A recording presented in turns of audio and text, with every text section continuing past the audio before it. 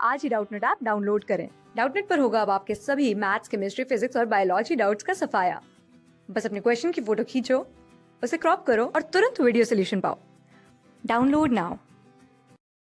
इस क्वेश्चन में बोल रहा है कि two block of masses m1 and m2 kept touching each other on an inclined plane of inclination with a horizontal, ठीक है।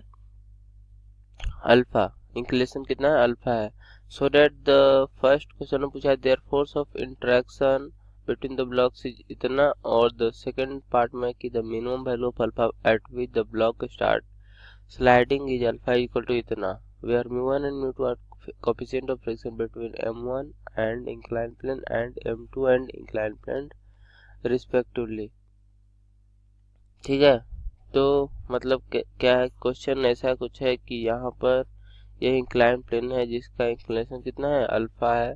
उसके बाद फिर यहाँ पर क्या रखा गया है, m1 रखा गया है, और यहाँ से टच करते हुए m2 रखा गया है। यहाँ mu1 है, यहाँ mu2 है, ठीक है। तो ऐसा नहीं है कि इस पर m1 पर जो है फ्रिक्शन फोर्स नहीं है, m2 पर फ्रिक्शन फोर्स है।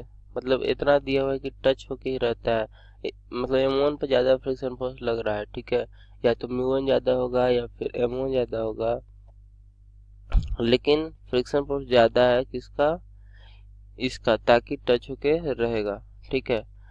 ओके, तो फर्स्ट पार्ट में पूछा है कि the force of interaction, force of interaction क्या होगा। अभी चूंकि सेकेंड पार्ट में पूछ रहा है कि स्टार्ट स्लाइडिंग, इसका मतलब कि अभी स्टार्ट नहीं हुआ स्लाइडिंग। अगर अभी स्टार्ट नहीं हुआ स्लाइडिंग होना तो हमको नॉर्मल फोर्स इसके बीच में जो है वह पूछ रहा है। तो अगर इसके बीच में अगर नॉर्मल फोर्स n है और m1 जो है मूव नहीं कर रहा है, मतलब n1 जो है इधर लग रहा है और इधर m1g साइन अल्फा लग रहा है, और इधर कितना लग रहा है इस पर mu1 m1g कॉस अल्फा, ठीक है। तो जो नॉर्मल फोर्स है, so that the force of attraction would kept touching each other on an inclined plane with the horizontal, तो रखा गया है। तो हमसे फोर्स ऑफ इंट्रैक्शन पूछा गया है, तो यह नॉर्मल फोर्स निकालना है। और लेकिन इसको हम एक्सलेशन माने कि नहीं माने,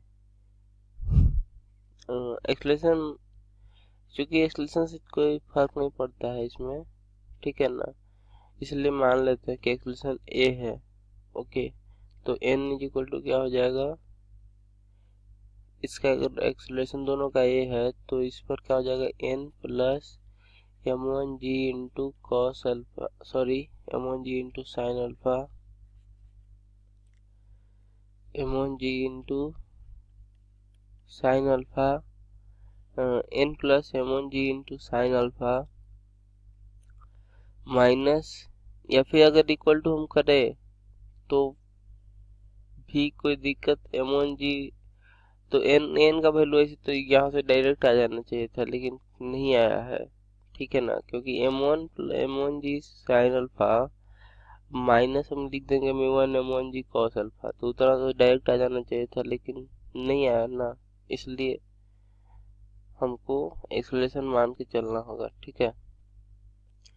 तो n plus m1g sign alpha minus minus कितना, mu1 m1g कॉस अल्फा, ठीक है, फ्रिक्शन फोर्स हो जाएगा, और इज इक्वल टू एक्सलेशन कितना मानना है, m1 इंटू ए। ये हमारा पहला इक्वेशन हो गया। अब अगर हम इसी दूसरा पर लगाएंगे तो उस पर n का वैल्यू इधर लगेगा इतना ही, और उस पर क्या होगा कि उसका भी एक्सलेशन ए है, तो उस पर फोर्स क्या लग रहा है, इधर की तरफ, नीचे की तरफ m2 into G sine alpha, है ना, और फ्रिक्शन फोर्स ऊपर की तरफ लग रहा है और नॉर्मल फोर्स ऊपर की तरफ लग रहा है, तो minus normal minus mu2 m2g cos alpha, ठीक है, is equal to m2 into A, है ना। अब यहाँ से हम क्या करेंगे, दोनों को ऐड कर देंगे। अगर दोनों को ऐड कर देंगे तो हमको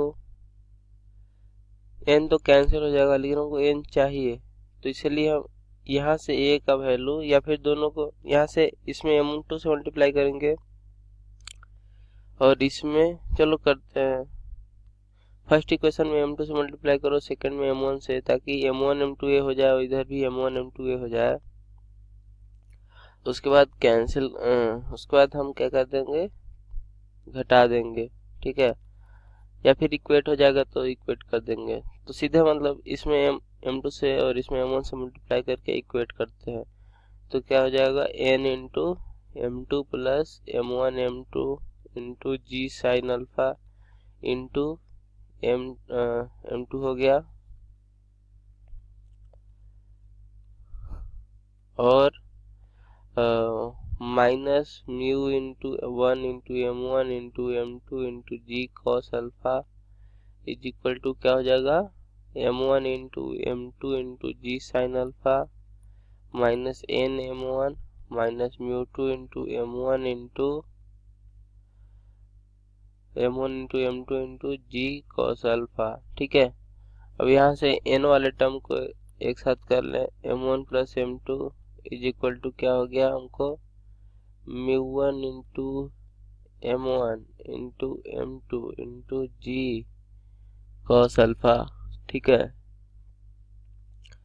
मतलब यहाँ से इसको हम लिख सकते हैं, यह टर्म माइनस यह टर्म में सब चीज कॉमन है, बस म्यू1 माइनस म्यू2 अलग है, तो म्यू1 माइनस म्यू2 क्या हो जाएगा, अलग हो जाएगा, बाकी कॉमन जो आना है वो आ जाएगा, mu one minus mu two into m1 m2 into G cos alpha. ठीक है, उसके बाद फिर ये दोनों टर्म खत्म हो गया, बच गया ए वाला, तो इसमें भी इस ए तो दोनों पूरा सेम ही है, कैंसिल आउट हो जाएगा। ठीक है, डिवाइडेड इतना हो गया बाय 1। ओके, तो अभी में इस वाला अगला लाइन में हम क्या लिखेंगे, n is equal to mu one minus mu two divided into m1 m2 into G cos alpha divided by m1 plus m2। ठीक है, तो यही हमारा फोर्स ऑफ इंटरेक्शन होगा और यहाँ पर वही दिया हुआ है, मतलब सही है, प्रूव हो गया। सेकेंड पार्ट में बोल रहा है कि minimum value of alpha at with the block just start sliding. तो minimum value of alpha at with block just start sliding के लिए क्या होगा कि यह जो नॉर्मल फोर्स है वो तो लगेगा ही, minimum value of alpha at which block just start sliding. तो उसके लिए क्या होता है कि जस्ट स्टार्ट स्लाइडिंग के लिए कि यहाँ जो नॉर्मल फोर्स है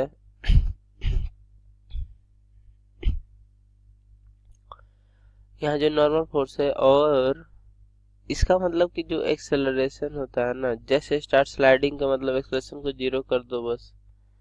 ठीक है, तो वहां से हमको अल्फा मिल जाएगा, इसमें अल्फा नहीं ना दिया हुआ है। ठीक है, हाँ ठीक है, तो एक्सेलरेशन दे दिया है कि जैसे स्टार्ट स्लाइडिंग में मतलब एक्सेलरेशन 0, नेट फोर्स 0 कर देते हैं हम लोग, तो जैसे स्टार्ट स्लाइडिंग मिल जाता है।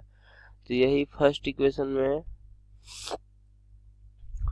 फर्स्ट और सेकंड इक्वेशन जो हम लिखे थे, इसमें हम अगर एक जगह पर 0 करते हैं और उसके बाद फिर हम एक जगह पर 0 कर दे और तो यहाँ से n निकाल ले, ठीक है, और दूसरे इक्वेशन से भी n निकाल ले, वो दोनों को इक्वेट कर दे, तो हमको जो अल्फा का वैल्यू मिलेगा, है ना, मतलब tan अल्फा का वैल्यू मिल जाएगा इतना और फिर alpha equal to tan inverse इतना हो जाएगा।